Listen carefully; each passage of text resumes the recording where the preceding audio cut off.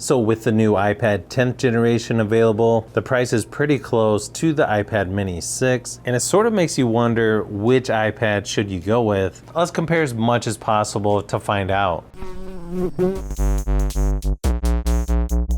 Starting price of these two are going to be somewhat similar, with the iPad 10 starting at $429 versus the iPad mini starting at $499, but the iPad mini has been on sale several times, going down to as low as $399 here recently. Storage options start at 64 gigabytes for both. Then you also have the 256 gigabyte option as well. I kind of wish the base option was 128, but at least they aren't starting at 32 gigabytes anymore.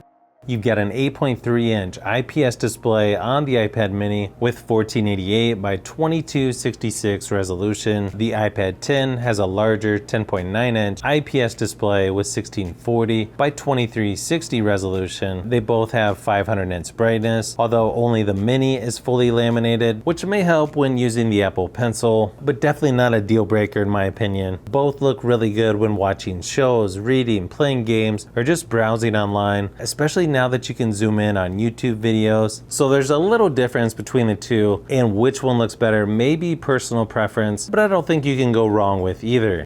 Now you would think the size difference would make these two tablets quite a bit different when it comes to battery life, but surprisingly they both lasted about the same 5.5 hours in my battery drain test at 100% screen brightness. So unless you're going to be streaming videos all day long, these should last you through an entire day of normal usage, and sort of a toss up on which one has the better battery life.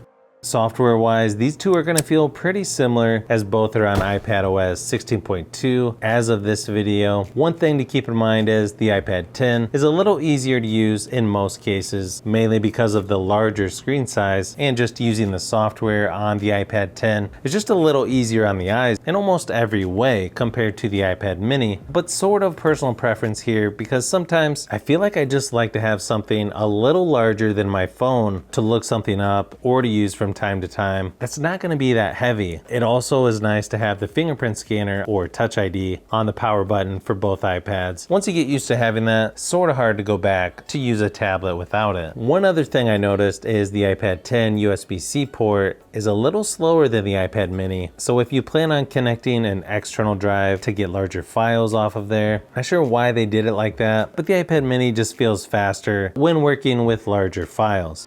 Nice thing is you can use an Apple Pencil on both, but the second gen version is going to be a little more convenient to charge, just putting it there on the side of the iPad mini, where it's a little more awkward with the iPad 10 since you can only use the first gen pencil, and you're going to need their new adapter. Since the iPad 10 has a USB-C port, it would be nicer if the second gen Apple Pencil worked with the iPad 10, but I'm guessing Apple made it that way so that you have another reason to upgrade to the iPad Air.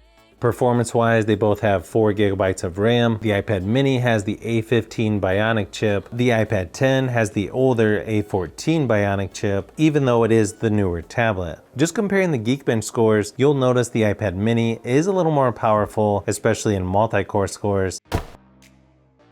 But both are going to feel pretty similar when doing most things, whether trying to multitask, moving around the software, or while playing games. Both actually feel fairly fast, and you can't go wrong with either one, in my opinion. Both are also going to be good for gaming, but one thing to keep in mind, the iPad mini is actually easier to game on because of the smaller size, just a little easier to handle than the bigger iPad 10. Now, if you plan on using a controller when gaming, then it doesn't really matter. I might actually lean towards the iPad 10.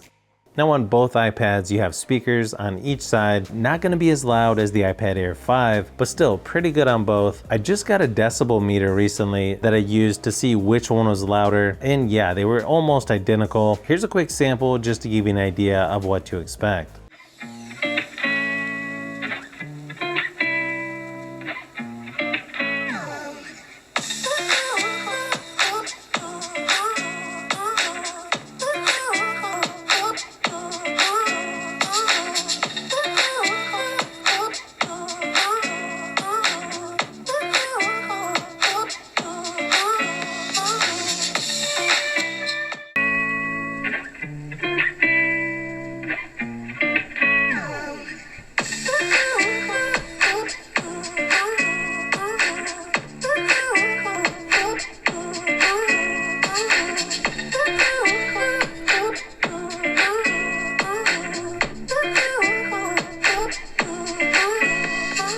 Now the cameras are going to be pretty similar on these two as well. You've got a 12 megapixel on the front and back with video recording up to 4K, 60 frames per second. So either would be a good option for Zoom meetings or other video conference call. Just would be a little easier to see stuff on the larger iPad 10. Here's a few samples just to give you an idea of what to expect from each.